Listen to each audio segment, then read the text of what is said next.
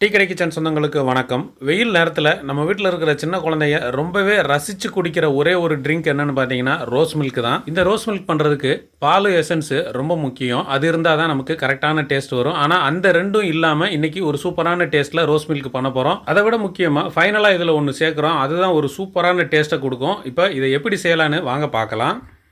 வணக்கம். இன்னைக்கு நம்ம டீ கடை கிச்சனில் வெயிலுக்கு இதமான ஒரு ரோஸ் மில்க் தான் செய்ய போகிறோம். அதுக்கு இன்னைக்கு நம்ம தேங்காய் எடுத்திருக்கோம்.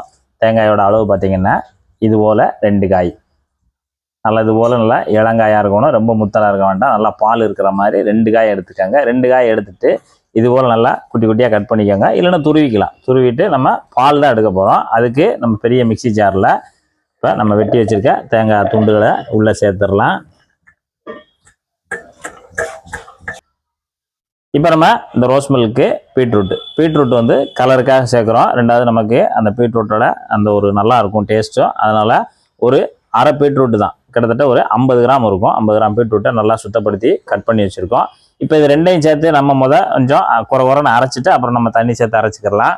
இப்போ நம்ம பீட்ரூட்டையும் அந்த தேங்காய் துண்டுகளையும் நம்ம இந்த மாதிரி கொஞ்சம் குறைன்னு அரைச்சிட்டு அப்புறமா நம்ம தண்ணி சேர்த்து அரைக்கும் போது நல்லா கொஞ்சம் நமக்கு சாறு நல்லா வரும். இப்போ இதுக்கு தேவையான அளவு, இது அரைக்கிறதுக்கு தேவையான அளவுக்கு தண்ணி ஒரு 200 ml நான் சேர்த்துருக்கேன்.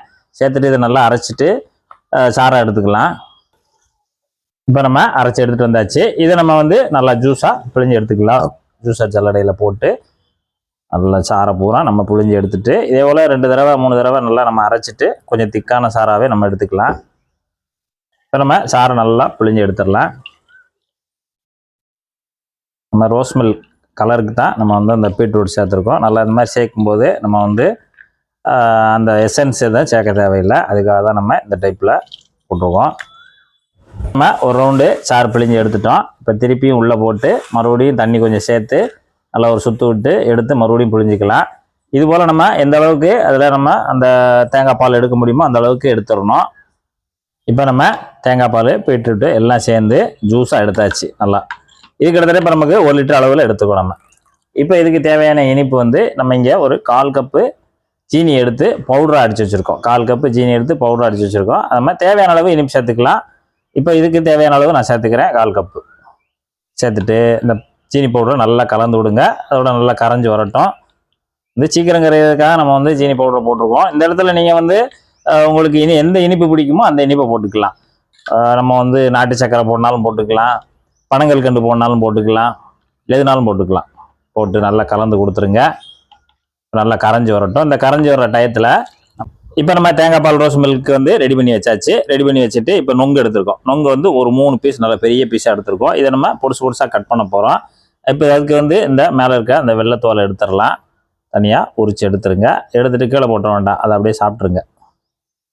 அது அந்த துவப்பு சத்து நல்லாயிருக்கும். அந்த வெயிலுக்கு அந்த துவப்பு சத்து தான் நமக்கு அந்த சூட்டை நல்லா குறைக்கும். அதனால் இதோடு சேர்த்து சாப்பிட்டா தான் நல்லது. நம்ம அந்த ஜூஸில் போட்டு குடிக்கிறதுனால நம்ம இதை எடுத்துகிட்டு குடிக்கிறோம். அப்படின்னா தான் அந்த குழந்தைகள் கொஞ்சம் நல்லா அட்ராக்ஷனாக இருக்கும், குடிக்கும். அதனால் நீங்கள் எடுத்துகிட்டு இதை மட்டும் கூட தனியாக சாப்பிட்றலாம். நொங்கு வாங்கும்போதே கொஞ்சம் இலசா வாங்கிடுங்க. ஏன்னா கல் நொங்கு இருக்கும், உடநொங்கு இருக்கும். இது உடநொங்கு அப்படிம்பாங்க. உடநொங்குன்னா அப்படியே நெடுன்னு இருக்கும், ஜெல்லி கணக்காக இருக்கும். இப்போ நம்ம நொங்க எல்லாமே உரிச்சாச்சு. உரிச்சிட்டு இதை நம்ம சின்ன சின்ன துண்டுகளாக கட் பண்ணி எடுக்கணும். நல்லா இது போல் நைஸாக இருக்கும். நல்லா இந்த அளவில் நல்லா துண்டுகளாக எல்லாத்தையுமே நம்ம கட் பண்ணி வச்சுக்கலாம். இப்போ நம்ம கட் பண்ணி வச்சுருக்கக்கூடிய நொங்குகள் எல்லாத்தையுமே நைஸாக உள்ளே தள்ளிடுங்க நம்ம ரோஸ் மில்கில். இப்போ நம்ம ரோஸ் மில்கில் சீனி நல்லா கரைஞ்சிருச்சு. நம்ம நொங்கையும் உள்ளே சேர்த்தாச்சு. நொங்கு அப்படியே அங்கங்கே துண்டு துண்டாக இருக்கும். அப்போ நம்ம கூலிங் வச்சு குடிக்கும்போது அந்த நொங்கு லேசாக ஒரு கடி, அப்புறம் அப்படியே அந்த ரோஸ் மில்கோடு ரசித்து குடிக்கும்போது இந்த வெயிலுக்கு ரொம்ப இதமாக இருக்கும். ரெண்டாவது ரோஸ் மில்க்னா வீட்டில் ரொம்ப விரும்பி குடிப்பாங்க. இன்றைக்கி நல்லா சூப்பராக இருக்குது. இதை குடிச்சு பார்ப்போம்.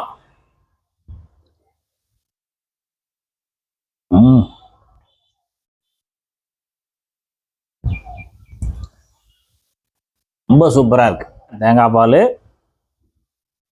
அப்படியே நொங்கு அப்படியே சேர்த்து கடிச்சு சாப்பிடும்போது நல்லா அருமையாக இருக்குது. அப்படி மெலுவு அப்படியே ஜில்லுன்னு உள்ளே இறங்கும்போது சூப்பராக இருக்குது. இப்போ இதே போல் நல்லா ரோஸ் மில்க் நல்லா மிக்ஸ் பண்ணிவிட்டு அப்படியே கொண்டு போய் ஃப்ரிட்ஜில் வச்சு நல்லா கூல் பண்ணி குடிச்சிங்கன்னா இன்னும் செம்மையாக இருக்கும், அருமையாக இருக்கும்.